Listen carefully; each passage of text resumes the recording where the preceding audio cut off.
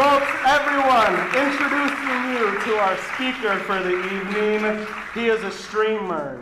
He is a content creator. He is a writer. He is an anti-Zionist. He is a socialist. And maybe, by listening to the progressive perspectives he holds, perspectives that have historically been marginalized, we can have a couple answers to our big question of what is to be done. So I ask you all, with your hands, with your voices, make some noise and welcome Hasan Piker, everyone.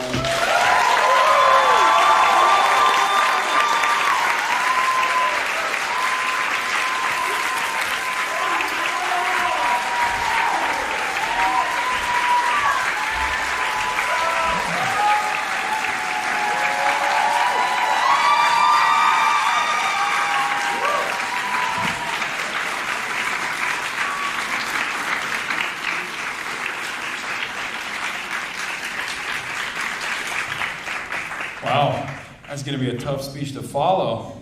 Real yapper, this guy. I was in the other room listening to Donald Trump on the side, and I just wanted to inform you guys, it's a victory. Total, complete victory in Iran.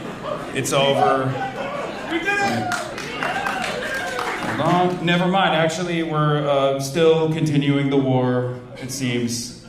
But who knows, maybe it'll be a victory tomorrow. Obviously, I was, I think, initially supposed to speak in a much larger room and potentially even debate a Zionist campus college professor here, but none of them wanted to do it. I don't know why. On whether or not occupied people have a right to resist.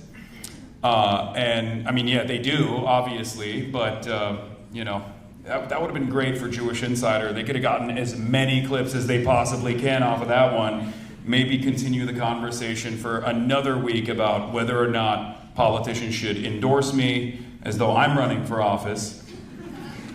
But we're going to be talking about Stanford University, Silicon Valley, tech, and imperialism, because we're in unique times. So let's start. I wrote a speech for you guys as well. Okay. First of all, I want to start off by saying thank you for having me. I'm honored. I want to begin my remarks with a quote from the writer Gore Vidal. Empires are restless organisms. They must constantly renew themselves. Should an empire start leaking energy, it will die. I think, looking at the state of affairs in the Middle East, we can safely say that the American empire is more than just leaking energy. Ever since the end of the Cold War, the United States has been the shot caller in world politics, the only superpower left standing. But if America won the Cold War, then why do we still have such a large military? It's a question I ask myself all the time. Why are we left with this national security state? This problem of a lack of a real enemy has vexed us ever since. The American empire is a restless organism. But that hasn't stopped us. We just started to pick on smaller and smaller guys, little guys all around the world, right? After the first Gulf War against Saddam Hussein's Iraq in 1991, it was Colin Powell who said, famously, "I'm running out of villains. I'm down to Castro and Kim Il-sung." And ever since he said those words, we've kept the war going. For decades, we've punished Iran, Iraq, Cuba, Palestine, North Korea, Venezuela, and many other nations. And we've kept the war going in a number of different ways. Perhaps the most important and unacknowledged has been the US sanctions regime. A 2024 analysis by the Washington Post found that as many as a third of all countries in the world are under some kind of US economic sanction. I recently visited the country of Cuba, where American sanctions and a trade embargo have been in place for over 6 decades. And I can tell you from what I saw that American sanctions are a deadly weapon, absolutely, excluding and financially penalizing smaller nations. According to a study published by The Lancet, the medical journal, the sanctions imposed by the United States or European Union were associated with 564,000 deaths per year between 1971 and 2001. Sanctions can take so many lives, and no one ever has to fire a gun or drop a bomb. But America does have guns.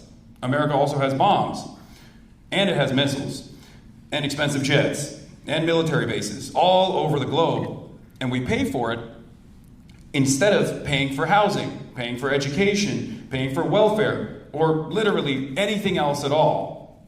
And we have an arms industry that buys off Washington with lobbyists, and if we're being honest, buys off the country with decently paying industrial labor as well. Some of you might even end up working at some of these companies, given, we're at Stanford University today.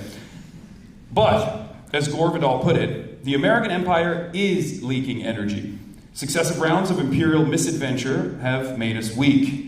So has the phase of capitalism that we're in, one that prioritizes speculation, financialization, in other words, ways of accumulating capital that leave less for common people than ever before.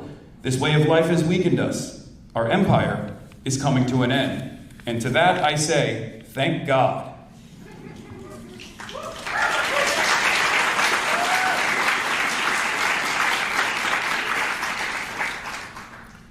To begin with, I believe that the American empire is a bad bargain for Americans.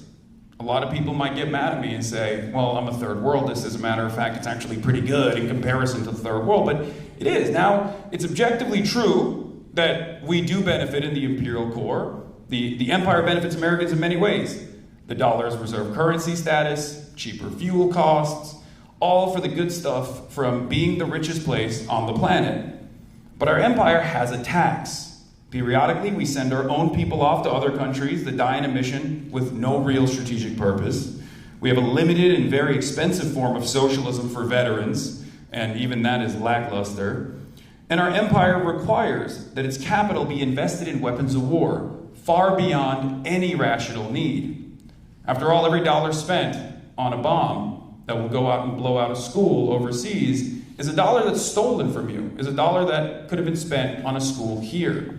Could have gone to your roads, could have fixed your potholes, could have fixed our infrastructure, could have paid for healthcare, and yet, instead, that dollar goes to blowing up other countries overseas.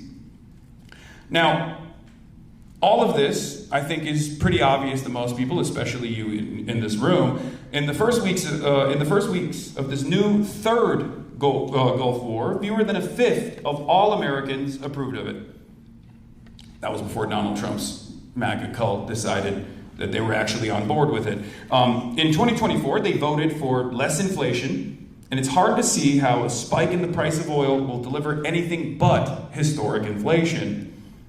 The Trump people and all the other pro-war forces in government and media, well, they don't really have many options. The only way to make this all work is to lie.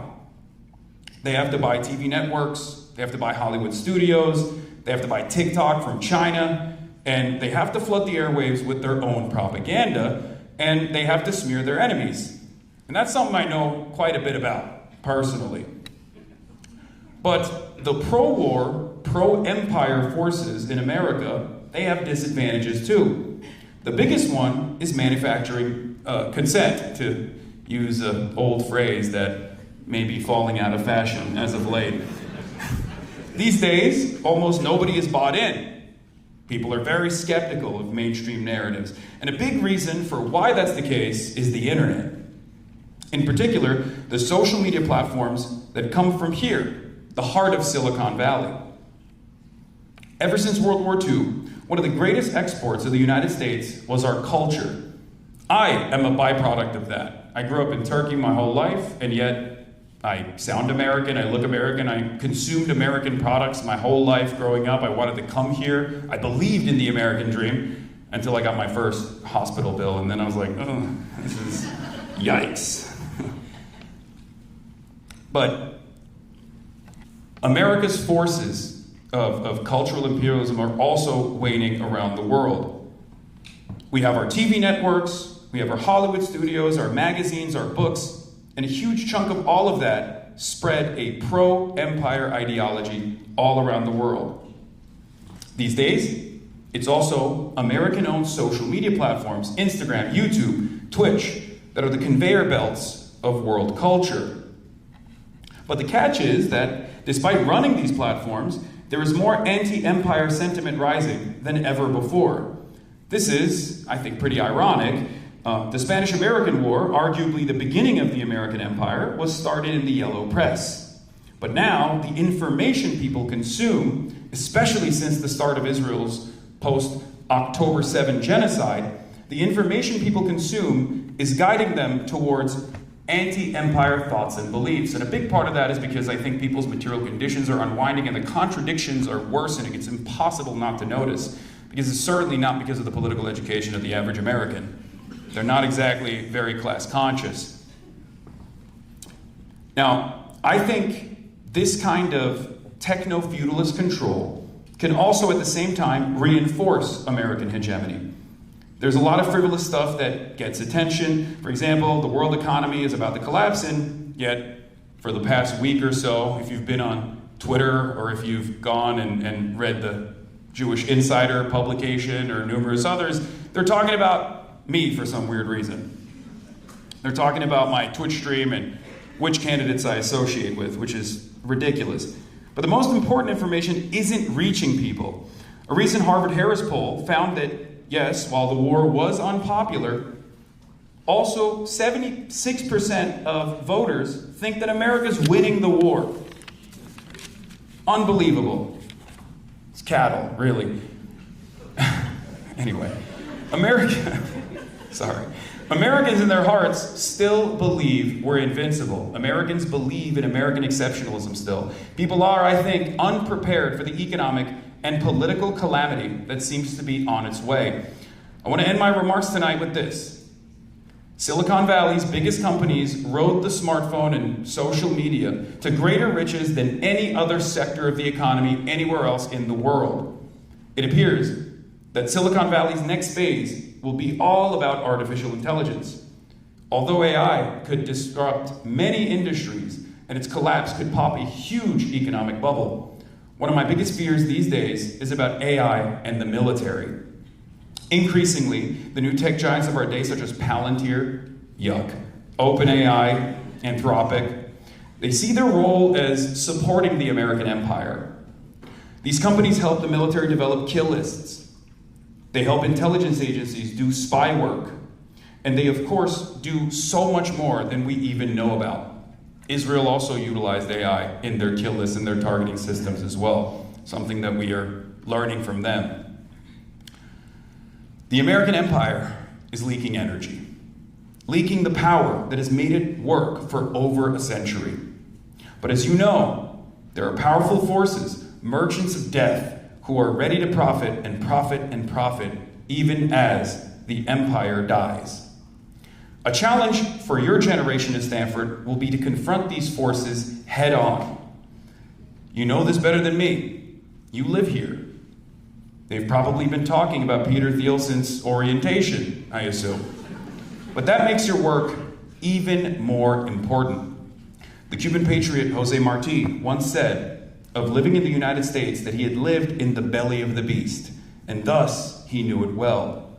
You all live in the belly of the beast. You know it well. Use the knowledge to fight it for a better world. Sound the alarm on techno-fascist danger. Stand up for the poor and the dispossessed. Free Palestine. Thank you.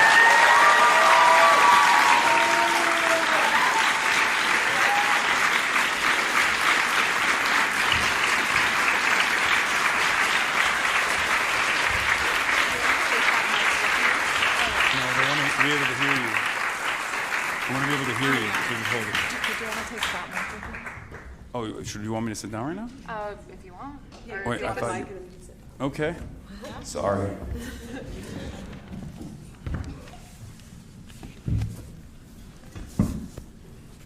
right. Is your mic on? Testing. Okay, everyone can hear us? All right, cool. Chat can hear us, hopefully as well. Thank you so much, Hasan, for that wonderful speech. If everyone could give another round of applause.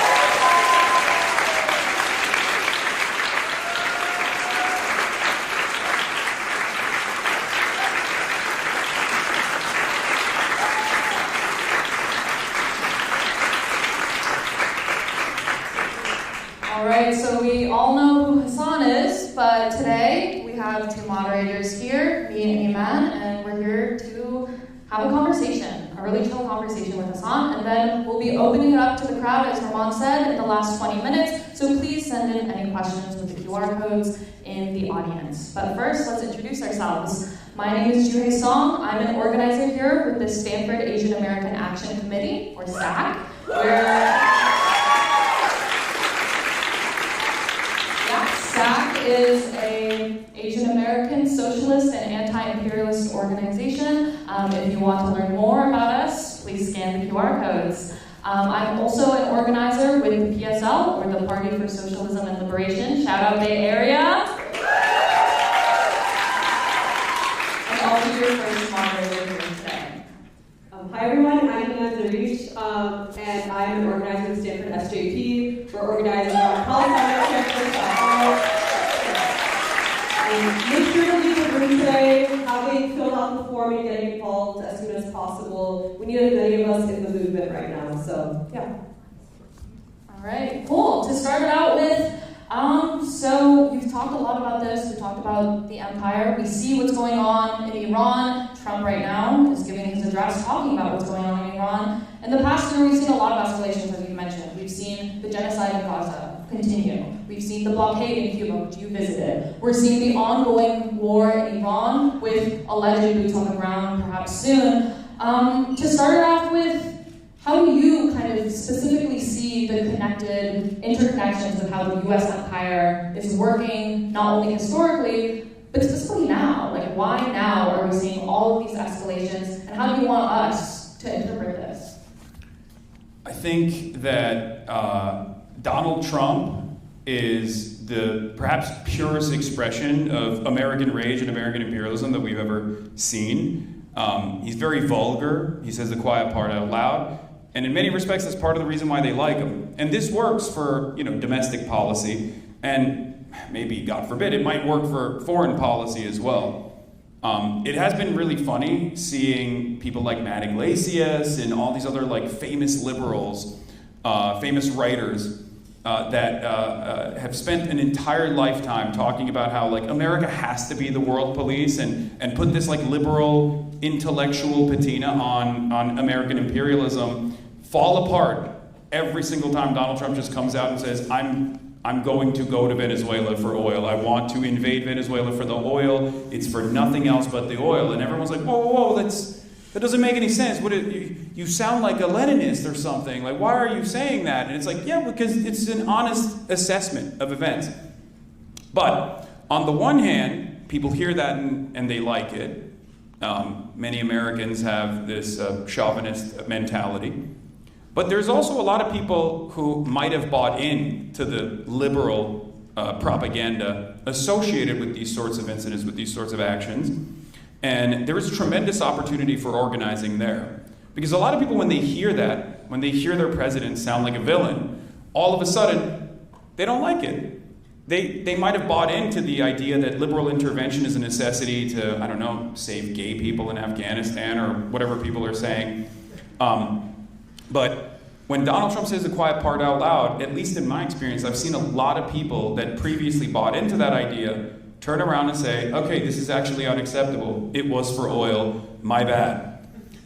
So there is, while we've become more violent than ever before, and both Israel and the United States of America are purposely destroying what remains of the argument for the international rule-based order, there are a lot of people who are now recognizing the reality that all of this pain, all of this violence, all of this destruction is simply for extractive purposes, and those initiatives don't even necessarily benefit people, like ordinary people, especially because we're now living 25 years after the failure of the global war on terror. So a lot of Americans understand when you say, I want to go and do regime change, or I want to go and invade this country and I want to get their oil, Americans don't really like that as much. They understand that it doesn't translate to American bounty or American wealth for them, right? Even if they don't have the tools to communicate it personally, they have this understanding, they have this suspicion that all of this is being done for somebody else, someone that's infinitely wealthier, someone that they'll never actually see. And I think that is why this is a tremendous opportunity for people like yourselves to go out there and organize and talk to people from all different backgrounds, by the way. This is not just a youth movement any longer. As a matter of fact, I see a lot of older people, both in this crowd as well, but certainly older people when I go out to these protests. A lot of people pan the No Kings protest, for example. They're like, oh, it's just liberal stuff. It's disorganized. It's rudderless. What are they protesting? It becomes this like omni cause. Like, oh, it's Donald Trump. But all of the Barbaras and the Debras that I talk to that are 65 plus at these protests, they're pretty radical in the way that they're talking. It's not just about like calling Trump a pedophile, which they do all the time, a shocking amount. But they also are very frustrated. They're not praising they're not praising Gloire de Yahya Sinwar or anything, but they are very frustrated with what's going on in Gaza. They're very frustrated that we're waging war with Iran, another war of choice, causing tremendous instability. And I don't know, I think that is unlike anything else I've ever experienced before. And I've been doing this with the same anti-imperialist perspective for the past 13 years at this point. God, I'm old. And I have never been able to penetrate collective consciousness in the ways that I have in the last couple of years. And I think a big swing happened because once the dam broke against the very sophisticated, pervasive influence peddling operation of Zionist lobbying and Zionist organizing, Zionist advocacy groups, once people actually realized that all of that was bullshit, that actually caused them to really reconsider what they thought of foreign adversaries that they've learned are evil and barbaric and worthy of domination. So I think in many respects, Palestine has been a formative part of saving the Western world as well. So that's what I feel. Sorry, that was very long and wordy. No, all good, all good. On a follow-up on that, you said that Trump is the pinnacle, the epitome of U.S. capitalism, of the empire. Could you say a few words to maybe some disillusioned liberals out there, either in chat or in the crowd, who think that maybe by 2028, when Trump is gone, if Trump is gone, that things will be over? How do you kind of address, what would you like to say to those liberals who think kind of Trump is not a symptom, but Trump is just a misfortune of U.S. capitalism and democracy? Yeah, vote blue no matter who, baby. That's it. That's all I gotta say. Yeah, Kirsten Gillibrand, 2028. Yeah, of course, Trump is a singular force, perhaps the best demonstration, the human personification of unlimited greed, pedophilic violence. He behaves like a rapist, he is a rapist, he talks like a rapist, he literally, when he's communicating about what he will do to other countries, he also comes across with that same exact energy. It's gross, it's repulsive, people see that, and they're grossed out by it. But he's not alone. He's a representation of all of the same exact capitalist forces that have dominated American politics on both sides of the political spectrum. We have consensus politics in this country on a lot of issues that pertain to the day-to-day existence of ordinary Americans. We have consensus on the privatization of healthcare. This is an incredibly deadly endeavor. 50,000 people, right, die as a consequence of not having access to healthcare. It's unbelievable. We're the only OECD nation on the planet that doesn't offer free healthcare. Medicine shouldn't be paywalled. It's a ridiculous concept. Other countries look at us and they're horrified by it. And yet, if you ask the average American, they think, no, that would be communism, I think, if we were to have, cheap medicine, if we had affordable pharmaceutical products. And it's because someone is making money out there. And if Democrats don't actually address these unique cruelties born out of American existence, born out of American capitalism, if they don't try to solve those problems, if they simply lean into the disasters of Donald Trump, the calamities that he unfolds, and hopefully eke out a marginal victory, both in the midterms and also in the general election, this problem of fascism, this growth of fascism that disgusts you when you see mass thugs that are unaccountable, running around like the Gestapo and kidnapping your neighbors, harassing you, it's not going to go away. And the Democrats that don't even choose to address that problem, the ones that say, oh, well, we have to reform ICE and not abolish it, for example, those Democrats are not going to be your allies. They are going to be your enemies because they are going to be fascist collaborators. So that's what I have to say to the liberals. I tried to remind them of the anger and resentment that they felt in their hearts when Donald Trump was the president, when the 2024 election was happening. But unfortunately, the feckless, cowardly, conciliatory nature of the National Democratic Party once again decided to run to the center, run to the middle, and try to win over these mythical moderate centrist voters. And it failed. It failed again. But it failed in such a spectacular way that it became unavoidable. It became an elephant in the room that virtually every lifelong Democrat had to address. And that's precisely why there's a lot of discontent towards not only Trump, who is unprecedentedly unpopular right now, but a lot of discontent and animosity directed towards the Democrats as well. And you see that in the polling. Democrats are supposed to be very popular right now. They're the opposition party. They're not. They're actually very unpopular, even though they're the opposition party. There's a reason for that. It's because I think Chuck Schumer and Hakeem Jeffries and people like that are perhaps best representative of this lack of interest in finding real solutions and actually trying to combat fascism in this country. And Americans are frustrated with it. But like I said, there is a little bit of hope. And that hope is that people do want that change. So we have to organize to make sure that they have the political education, they have the tools to be able to address these issues head on, that they organize to sometimes fight back against the growth of fascism in their neighborhoods, as Minneapolis did, and it was very successful. You know, shouts out to Minneapolis. They were able to successfully purge the ICE thugs from their neighborhood. And that was the first scalp, right? That was like Kirstie Noem, whose husband has incredible honkers. I mean, have you guys seen Kirstie Noem's husband's titties? Oh, yeah. Unbelievable. Anyway, but Kirstie Noem was demoted, downgraded from her position for a litany of different, corruption charges. But that's normally something that is overlooked in this administration. I mean, if you're not doing corruption in this administration, are you really a part of the admin? It's like going to the Bohemian Grove. Like, you have to dip your toes in pedophilia a little bit to be a part of the elite, right? It's kind of like that. They have to do these little schemes. But she was taken out of commission because there was too much pressure.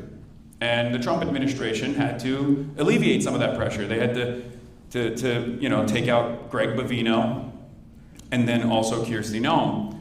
And now they're even floating the idea of pushing out Pam Bondi as well. So it's good. The administration is on the back foot now, finally. It took 2 years, but it's happening. But it only happened not because the Democrats actually pushed for it. It only happened because you organized and you pushed for it. So remember that. We do have the power. We can actually set up hurdles. We can actually gum up the works, make it as complicated as possible, make it as difficult as possible, and resist in every facet of our lives in very meaningful ways. I don't mean like 2016 hashtag resistance liberalism. I'm not talking about wearing a pussy hat and going out to the protests to say orange man is bad. I'm talking straight up neighborhood watch, mutual aid, direct action, things like that, and also joining sometimes radical organizations as well. So, there's hope. You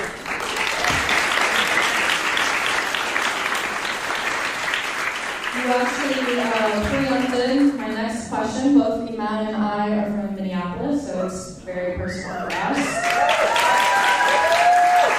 It is cold as hell in Minneapolis. Oh, wait, Iman, it was, how cold was it when you were there? Yeah, I was actually there too. It was like -20. Yeah, I know you went to the Target Center, right? Yeah, I was there for the one day of direct action. Yeah, I and was there too, yeah. That was unbelievable. That was the worst experience of my life. Yeah, it was so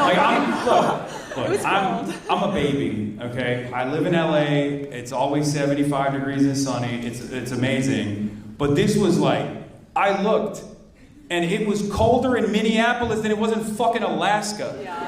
It was 20 degrees colder in Minneapolis than it was in Alaska. It was insane. It's still 100,000 people showed up on the streets. Yeah. We're out there for 4 hours.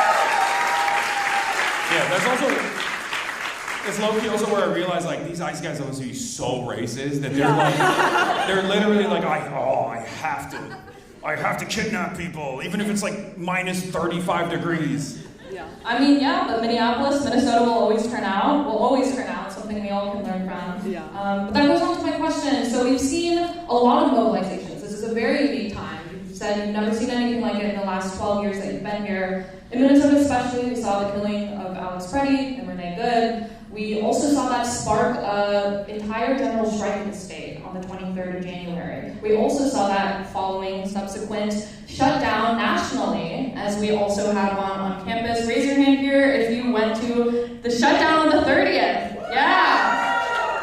And we're also seeing calls for a general strike on May 1st, on May Day. So what do you think about kind of what this says about the state of the American working class right now, where it's headed, and how to actually fight back, what this indicates, and what you want to say specifically on those actions? Yeah, I mean, it's always good. I will never cast aside any kind of protest movement, even No Kings, as I always tell people, it's good. You should go there and you should talk to the people that are there. Just because they don't have the language to communicate exactly what their desires are doesn't mean that they're not with you. They might not understand what ideological tendency that they represent. They might not have the political language or the education, but it doesn't matter.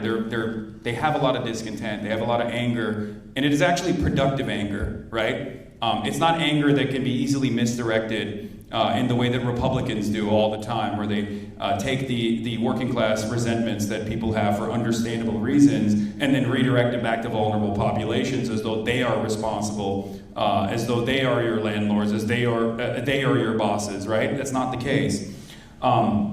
So it's up to all of us to get these people on board. That's number one. Number two, as far as direct action or as far as general strikes goes, obviously May Day, America doesn't really have, at least in contemporary society, doesn't really have a strong labor history or a strong understanding of labor history, even though initially it played a big role in labor militancy. I think facilitating a real general strike is going to require a lot more than Reddit posts and social media and getting people together to take time off from work for the day. It's good that people are doing that. It's good that they're showing that they're capable of mobilizing. But I think a real general strike or a significant strike for key sectors is going to require a lot more planning. And there are people who are doing that right now. Sean Fain has talked about floating the idea of a general strike for not just the UAW, which he represents, but also all these other major labor unions. But that's far out there in the future. But for the time being, I think it's important to join organizations and learn a little bit about the tactics, and also develop a sense of community and create a mutual support network. So I think it's good. All this action is good, but obviously it needs to grow, and it needs to be more significant. It needs to strike at the core of capital, the profit centers, because until you do that, until you can show the only power that you have as a working class individual is your productive capabilities. And if you can organize and you can show your bosses, you can show capital owners that you can shut off those productive capabilities through work stoppages, then you become a much more powerful entity. You become a much more powerful representation of the working class. You can make those actual demands. that the Democrats currently don't want to listen to and can easily cast aside. You just have to become undeniable, unavoidable. And the only way to do that is through organizing.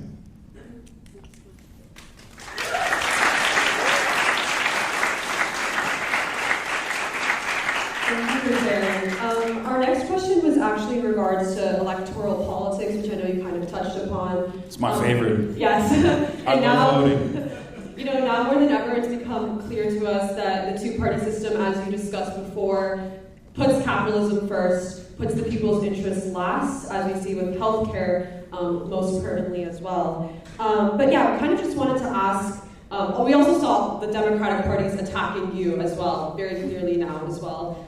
Just like, what are the alternatives? It's very clear everyone has become conscious and like is done with the two-party system. So what are some alternatives for people to navigate and see electoral politics? I know that like there's, especially for the California governor race, there's other candidates like Ramsey Robinson, who's running for governor, and many other great candidates as well. Shout out, but yeah, just want to hear some of your thoughts on like how people should approach that. Yeah, so this might offend a lot of people, especially because I feel like there's a lot of PSL people here who I love and admire. It's a great organization. But my attitude on this is something that's often critically panned as entryism, which is not the case, right?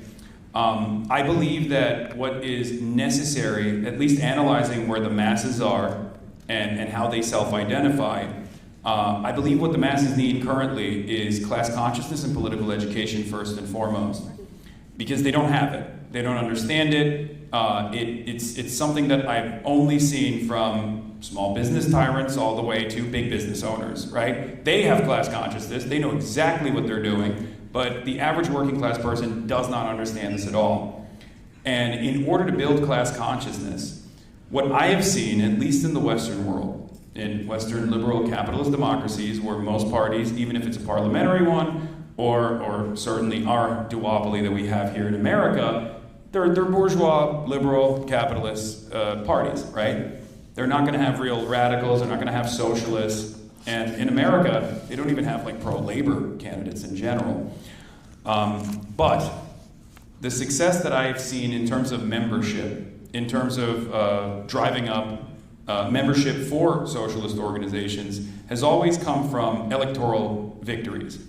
Bernie Sanders demonstrated this perfectly. He was an independent senator from Vermont, but he ran as a Democrat in 2016. And a big part of the reason why a lot of people are in this room is in some way, shape, or form directed back to that, right? Bernie Sanders came out and said he's a democratic socialist, and a lot of people were like, what does that mean, really? I don't fully understand it. Now, some people were there already, but it doesn't matter. Many Americans now, including even people like Zohran Mamdani, say that they were influenced by Bernie Sanders in 2016. So that's a very powerful tool. And especially because the Democratic Party is very weak right now, I think there's an opportunity more than ever before to at least seize control of certain races and primary out bad candidates and build as much of a socialist force within the ranks with the express purpose of funneling people into political organizing that allows them to recognize class consciousness and educate themselves by way of membership, and then we see where it goes from that point on. Because I don't think that the Democratic Party is ever going to be anything but the bourgeois party. I don't think the Democratic Party is going to do anything but represent corporate interests. I don't want that to be the case, and maybe we get lucky one day, but I don't care what it's called, right? I don't care if you call it the Democratic Party. I don't care what you call it. I just want the best interests of the working class to be represented by some party, any party, right? And instead of trying to litigate ballot access in every single state, I feel as though the best possible way to organize and create outside pressure systems and become an undeniable force that's unyielding, that is going to fight for working class, for labor related issues and labor rights in general, utilizing the Democratic Party by way of pushing for socialist candidates, like openly socialist candidates, openly candidates that are openly affiliated with organizations like the Democratic Socialists of America or even the PSL, and pushing for membership that way is the best, at least in my experience, the most successful method. Yeah. No claps for that. See, I knew it. I knew it. Everyone's like, revolution now. I have a communism button. I'm just refusing to press it. One day. Yeah, no, totally. As we can argue on it if you want. It's fine. No, I totally agree. Yeah, join an organization, join it now. What we see with the King's protest. This is a great time to talk to your peers, talk to the grandma and grandpas on the street. Yeah.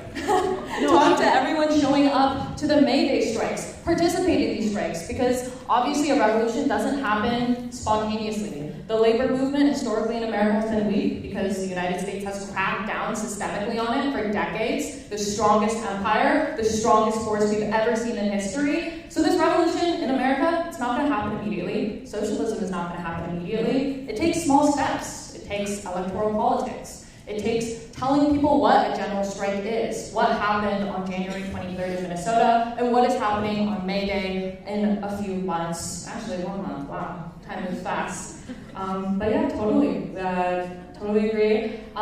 For our last question, before we open it up to the Q&A that you guys have been sending, we are in a room full of Stanford students right now. As you mentioned in your speech before, AI, Palantir, the connections between Silicon Valley, the military-industrial complex, it's been embedded in the actual foundation of Stanford. The DoD would not look like what it does right now, and Stanford would not look like what it does right now without each other. They're intrinsically intertwined.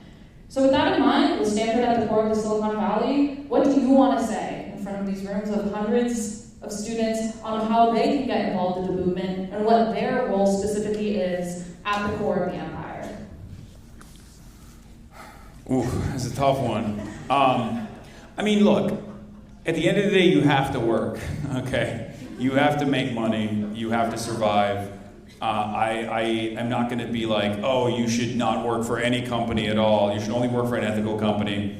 But one thing you can do is take control over your own workplace, and the only way to do that is through labor organizing. So if you do work for one of these companies, I think the best possible thing you could do is work with a SALT or some kind of labor union to try to organize your workplace, because I think you can get a lot done if you see the company that you work for start moving in a less ethical direction, which I feel like happens quite a bit in Silicon Valley. I think, what was it, Google was like, don't do any evil or something was their motto, and then they were like, actually, fuck that, we love doing evil. Evil makes us so much money. And for that reason, if there was better organizing in companies like this, then they would have better protection. There were Microsoft employees that came out and spoke out against what Microsoft was doing in collaboration with the Zionist entity, the State of Israel, in terms of I believe it was Azure that they were utilizing, and the employees actually rose up, they spoke out, and they actually did achieve some results, even though I think they got fired for it as well in the process. But if they were organized, if they had labor protections, for example, they would not have had to deal with that. That process would have been far better for them. That process would have been far better as far as being able to survive that process without getting fired, right? Being able to survive that process and maybe even have the legal backing. Because these organizations, or labor unions specifically, are very powerful. They have lawyers that are specifically designed to protect you in a situation like that. And you can communicate with the rest of your workplace. It's not just about gaining autonomy in your workplace so that you can get better benefits and higher wages and take up more of your surplus labor value. It also gives you the opportunity to say, look, I'm a part of this process. I'm a part of building whatever we're building here, and I personally find it unconscionable what we are, the direction that we're heading, and I want to stop it. And you can, if you are a part of a labor union, you can actually have a say in that process, and that's what it's all about. Thank you for sharing.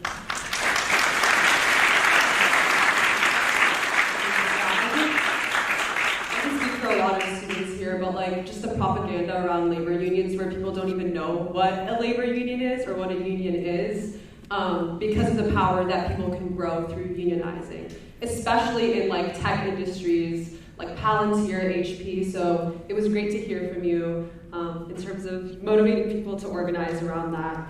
Next, we're going to transition into questions from the audience that we're receiving. I can read the first one. The first question is, do you think the collective American memory will remember the insanity of current events in the 2028 elections, or will crises like the genocide in Gaza and the war on Iran be far behind?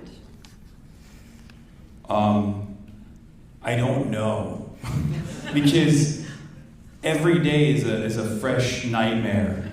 So I want to say these are important incidents, world-changing events, and they still are ongoing. And not only are they still ongoing, but also even what's happening in Iran right now and the Iranian retaliation towards American imperialism has a lot to do with what has taken place over the course of the last 2.5 years. And I would even go so far as to say that the Western response to that, which wasn't immediately to say, oh yeah, let's go to war with Iran, it's awesome, let's destroy Iran, but instead to say, why are we doing that? Are we doing that for Israel? Why are you saying we're doing that for Israel? That's unbelievable. Like the reaction has the reaction has been the way it is, I think partially because it's expanding on what people have seen thus far. So, in the absence of something even more cataclysmic than what we've experienced so far, I don't think that they're going to go away. But Donald Trump can shock the world, so who knows? Yeah, every day is a new nightmare when you wake up and look at your phone. But anyways, the next question is, could you talk more about your Cuba visit? What was the morale of the people and what does the future hold? And as a person who's involved in organizing for Cuba, what are the strategies? And me personally, I would love to hear more about how you thought about the state of socialism in Cuba and the history, the people, the spirit, everything that you've learned from your experience there. Yeah. Cuba was amazing. It's one of the. I'm not like a big nature fan at all. I'll just straight up come out and say that. But I was actually shocked by how beautiful Cuba was when we first landed. I was like, damn, it's like a movie. It was the first time for me. So sorry if I'm just saying something stupid. But very quickly, I went from feeling excited to feeling very sad.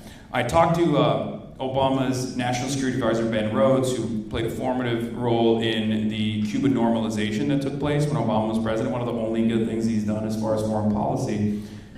Even the Cubans were shocked by it. I asked, no, I'm not even kidding. I asked the foreign vice minister, Cosio, I was like, so how did you guys feel about this when Obama did it? And he was like, we had no idea why he did it. To this day, we don't know why he just kind of gave us that, temporary ease. Temporary respite. But he told me that I would get very sad when I went there to see all the poverty and to see what we've done to this country. And he was right. I was sad. And then very quickly, I became very angry because we have robbed this island, this beautiful island with beautiful people, 10 million people living there, of its unlimited potential. They're still surviving regardless. But it's very obvious that America's impact is everywhere. When you go to the island and you're walking down the streets of Havana and you see these dilapidated buildings, they're beautiful on the exterior, but inside it looks like it's bombed out. And you realize they can't rebuild these houses. And part of that is because purchasing the tools necessary is sometimes either completely restricted due to the American sanctions regime, or people just simply don't have enough money. Now, some might look at that and say, oh, that's because it's communism. Communism has robbed the Cuban people. But from what I saw, at least talking to the people, ordinary Cubans, and certainly extraordinary Cubans as well, people that work in not only positions of power, but work in academia, people that have played a formative role in developing new medication, and people that are a part of the productive process. One thing was immediately clear to me, that there are arbitrary restrictions that impact every step of Cuban existence, like every step of the process. I'll give you an example. I was talking to a surgeon in the Havana hospital. It's a massive compound. And he told me that sometimes the electricity goes out because since 2019, the Trump administration, under, Trump 1, implemented a secondary sanctions regime on Cuban oil.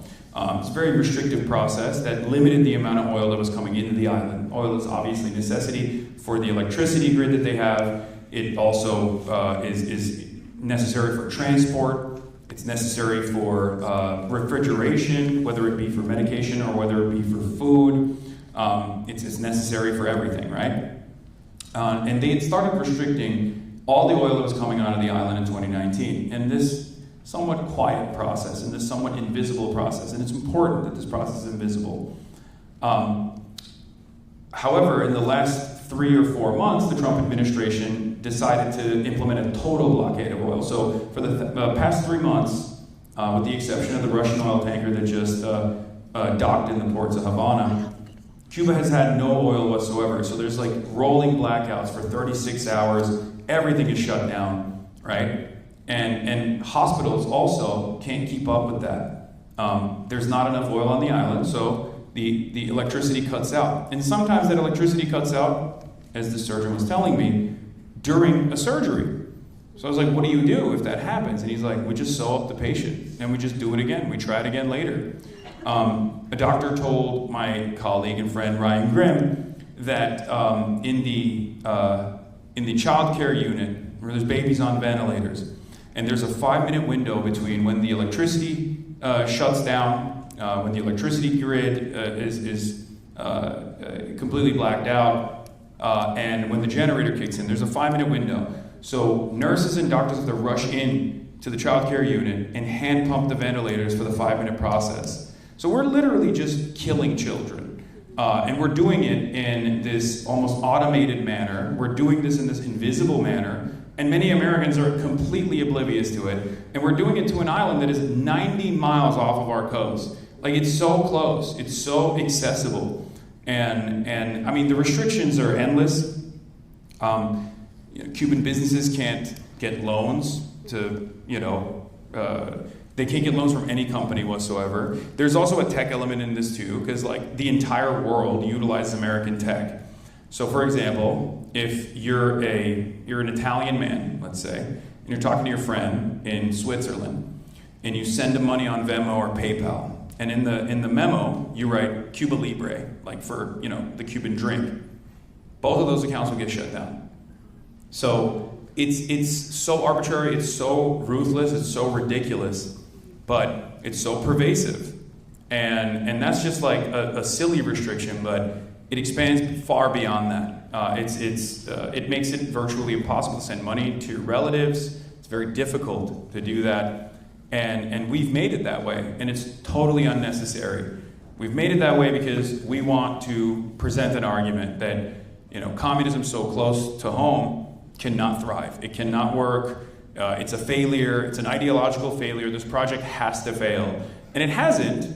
It's survived in spite of American intervention, partially because of the USSR at times and Venezuela at other times.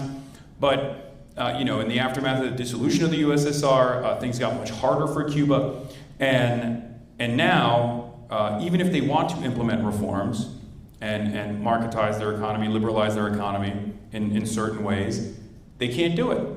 Once again, I asked the foreign vice minister, would you do Deng Xiaoping style liberalization initiatives, and he said that they were open to reform, but the embargo and the blockade make it impossible, because who would invest in the island if the American government could put sanctions on them at any given moment?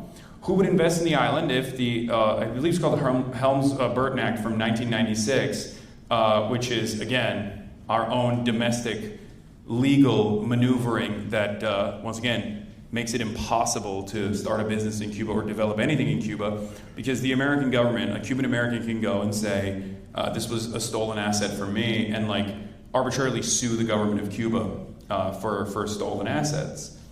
Like, it's things like that that make it virtually impossible to do any sort of normal commerce. And then we sit around and we act like we're not doing anything to this island at all.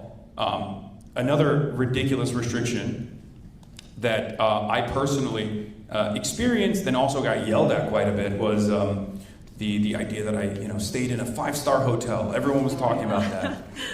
They're like, oh, this rich communist, caviar communist, stays in a 5-star hotel.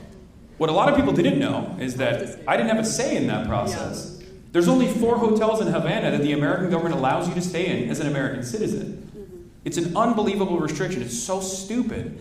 And yet, if I did not abide by that, and we had a massive group, and there's not a lot of places when the island is experiencing rolling blackouts that can accommodate hundreds of people, but if I were to stay in any other hotel I wanted to, as I could in any other country, I could go to prison for 10 years and have to pay a fine of $250,000.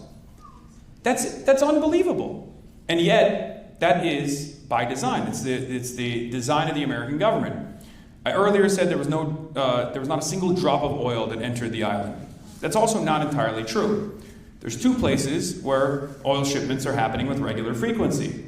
One is Guantanamo Bay, our torture prison, which has a McDonald's on it, by the way. They have all of the latest gear, all the latest technology. They ship cars to Guantanamo Bay. They can Americans fly to Guantanamo Bay and live their normal lives there, and it's right there. It's Cuban soil, and we own it, right? So they have electricity. The other place where America is allowing oil to be shipped to is private businesses. So it's the hotels that we were staying in that the American government allowed us to stay in, otherwise they could throw us in jail. Those were the hotels that actually had gas that they could put in their generators. And it's so crazy that they have forcibly created class antagonism in a country that has had a successful revolution that turned into a socialist revolution. It wasn't one initially. It was an agrarian revolution. It was a national revolution. It was a revolution for sovereignty. And it's one that turned into a socialist revolution afterwards. And yet, America has tried to forcibly implement class friction in this country by tilting the scales in favor of private businesses so that there's animosity and anger that regular Cubans feel towards these businesses that are in operation. They want you to look at the lights that are on at the hotel and think, see, this is the government. This is the government's doing. They're keeping the hotel lights on, but your hospital and your energy grid is taken out. And it's very nefarious, very insidious the way they've done this. And I think it's purposely made invisible through this bureaucratic nightmare that they've created. It's economic warfare, so they can try to destabilize a country without ever firing a bullet or dropping a bomb. I mean, yeah, but Cuba still lives, right? The people are still struggling. The people are still proud. The people are still surviving, and the socialist system is still surviving despite the strongest U.S. empire and the strongest empire we've ever seen in the history of the world, giving everything it's got at it. And on that note, we see like a socialist system like Cuba, which has completely eradicated HIV and syphilis, like mother-to-child transmission. It has one of the strongest biotechnology industries in the world. I think it rolled out COVID vaccines before the United States did. I mean, they also had like medical missions where they sent out nurses all across to like European countries that you think would be quote-unquote developed, like Italy, to go out there and like help support the people there. So. Cuba sends more. It's a very interesting perspective. I talked to the doctors that have done this as well. There was a Palestinian who was actually in medical school in Cuba. There's 250 of them. There's tens of thousands of doctors that come from all around the world, or med school students that come from all around the world to get free education, and then they join these medical missions. And what was really remarkable about it is that down to the neurosurgeon, all the way to these doctors that are going on these international missions, they felt like they were living out revolutionary socialism in the way that they were able to help people. So they do have a very interesting perspective in that regard. It's almost like patriotic to say, but that is certainly something that I saw as well. And yeah, I interviewed Dr. Mitchell Valdez, and he is responsible, he's a very famous neuroscientist, he's responsible for developing the only working Alzheimer's and dementia treatment that's out there right now. And currently it's going through phase 3 trials in Canada, but the roadblocks that the American government has placed upon them in terms of the academic boycott, in terms of rendering academic cooperation impossible, it's unbelievable. He told me, Jack Ma, I believe, wanted to send Sinovacs to the island of Cuba. The American government stopped them. The American government stopped the Cuban island from getting Sinovacs. So they said, all right, fuck it. We're going to make our own vaccine. And they did, right? And then, not only did they develop their own indigenous COVID vaccine, they did what Cuba always does, and they sent it to all these other Latin American countries. So what did America do? America did the exact same thing that they did in the Philippines. They created a vaccine hesitancy campaign in Latin America. They undermined the efficacy of the vaccine or claimed that the vaccine was not actually good, just as they had done so with Sinovacs in the Philippines, because they were worried that China would engage in soft power initiatives in the island by giving them Sinovacs. So it is so disruptive and is so destructive, our force around the world, and it's something that is happening every single day. And I think if more Americans were aware of it, they would be very frustrated, because this is not something that any normal human being of good conscience is going to look at and say, oh yeah, I'm glad that we're destroying their socialized medicine system. I fucking hate socialized medicine so much. I want to make sure that Cubans don't have it, and I want to make sure that they stop giving it to other countries, because that's what Marco Rubio did, where he actually stopped Guatemala and Jamaica and these smaller countries, poor countries. He pressured them to stop the Cuban medical missions, which in Jamaica, Cuban doctors provide 100% coverage in Jamaica. So all of these places that are underdeveloped, they're never going to have doctors ever again. So the politicians in Jamaica that actually listened to the pressures and caved to the pressures that Marco Rubio demanded, they might be able to get platinum health care in their own country. They might be able to fly out to the United States of America and get the health care that they need. But the average Jamaican citizen that lives in the countryside is now never going to be able to see another doctor ever again. And that's unfucking believable. And it's something that doesn't benefit anybody at all. It's just pure villain behavior.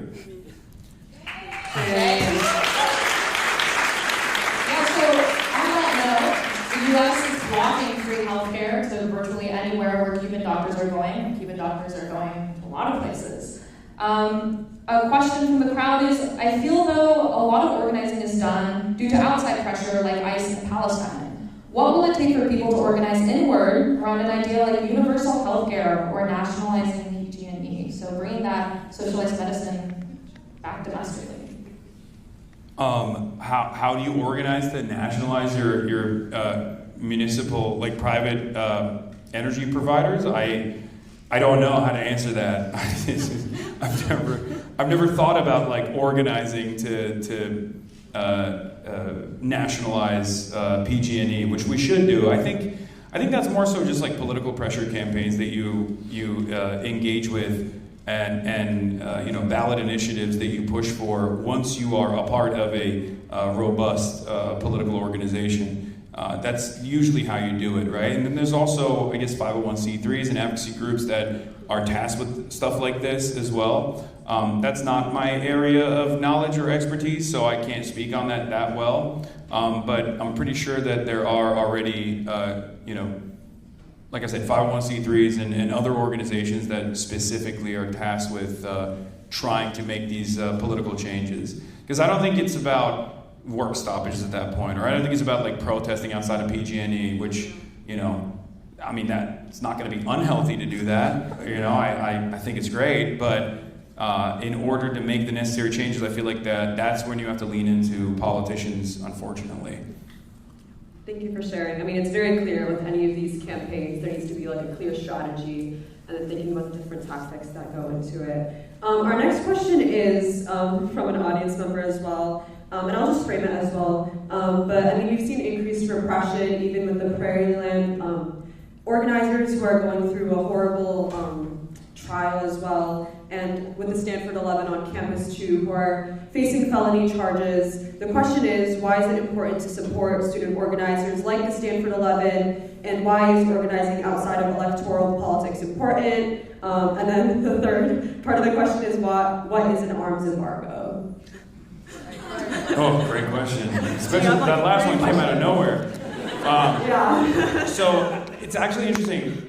The arms embargo question is actually kind of tied to the second question, because we saw that the DSA pressured Alexandria Ocasio-Cortez and demanded that she subscribe to a full arms embargo and no longer make this distinction between offensive and defensive weapons, because in the past, even though she had never actually voted in a final bill to give any weapons to Israel, in her track record, she is actually very pro-Palestine, one of the most pro-Palestine congresspersons.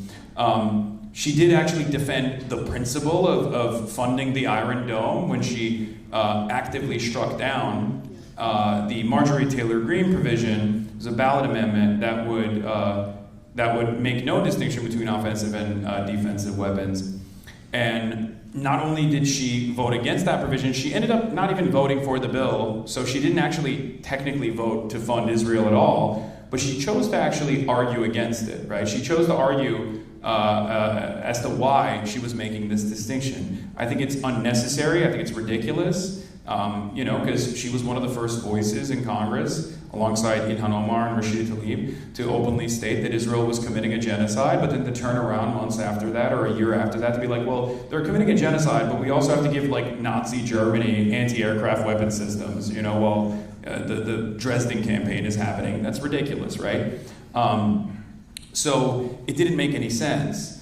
But now, due to organizational pressure, due to many conversations that took place since that moment, AOC responded to it, and now she's in favor of a full embargo. Now that's really important. The reason why it's really important is because she's a nationally prominent figure. So the moment that she comes out and says, we are not going to, we shouldn't fund the Iron Dome. We shouldn't fund defensive weapons for Israel because they're not following our laws, and they're not following international laws. That's a really important distinction for someone like AOC to make, because all of a sudden that becomes the bottom. That allows people like ourselves to not only advocate for that, which we have been, but then go beyond that, right? Now we can push for sanctions. Now we can push for boycotts and more effectively, right? And so I find that to be a very good thing in general when people like AOC come out and say that, and because as soon as she did that, it became a new litmus test for progressive candidates. Because in the past, you would see the likes of, for example, I'm supporting candidate Abdul El-Sayed in the Michigan Senate. Shouts out to Abdul, who's great. And he's running against Mallory McMorrow, who is the Warrenite in the race, who is like a moderate progressive, like that's the lane that she's trying to occupy, and against Haley Stevens. And Haley Stevens is the AIPAC stooge, right? She's backed by Chuck Schumer, she's backed by AIPAC. They're pumping that race. I mean, she's not very likable, but there's multiple billions of dollars being put into that race. And Mallory McMorrow has I believe Mallory McMorrow, despite giving a policy paper to AIPAC privately, which was outed later, has what I would call an Israel skeptic style. Like a lot of these new progressive candidates, like moderate progressives, want to lean into the popular momentum of anti-Zionism and anti-Israel sentiment, but they also want to moderate in a way where it's not super offensive to donors. And it's because they're not genuine, right? And that's how you can expose this distinction by asking them, do you believe in funding the Iron Dome, for example? And if they say yes, then that's how you understand, we're not talking to someone who's sincere. We're not talking to someone who's like principled, who's looking at this seriously. We're just talking to someone who's a politician who is simply telling you what they think is the most calculated response.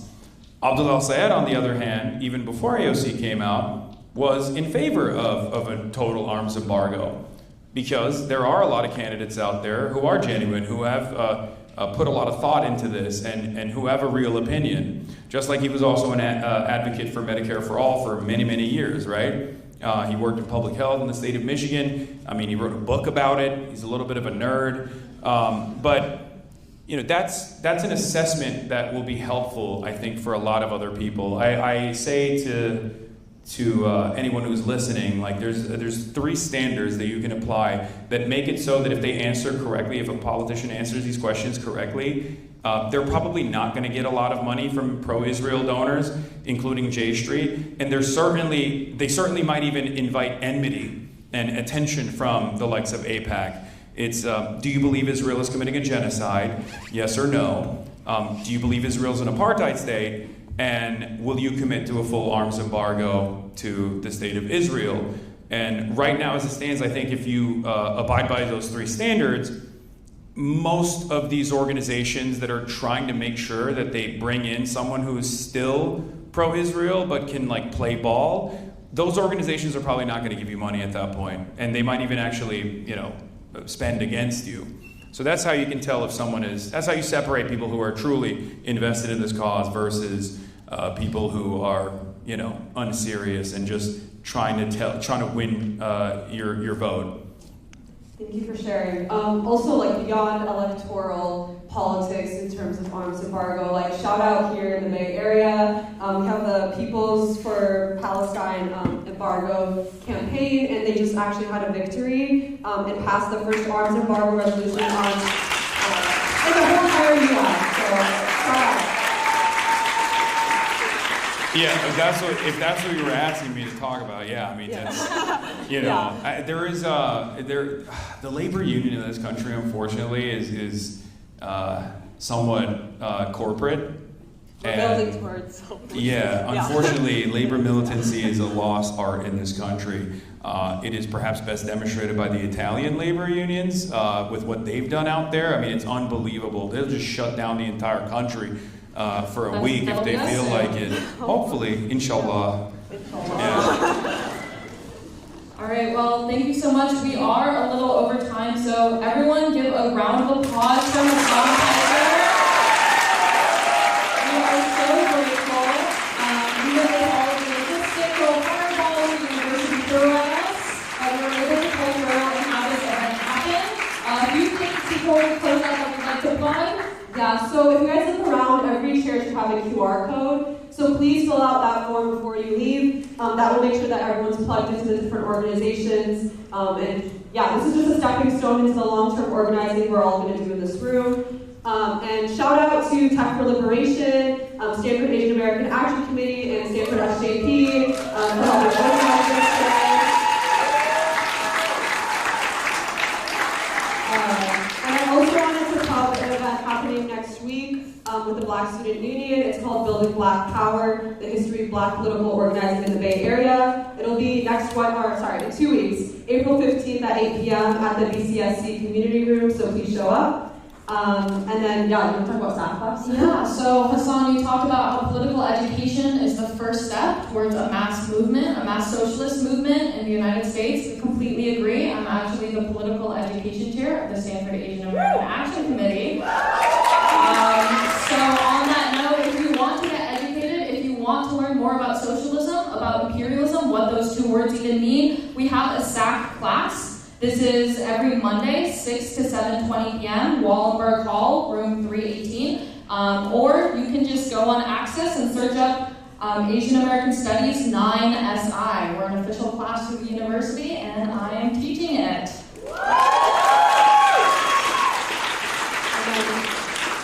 One more comment as well. The Faculty for Justice in Palestine is also hosting a class, a Palestine class in CSRU 33. And it'll be every Friday from 10:30 to 12:20. So please go on Access and check it out too. All right, one final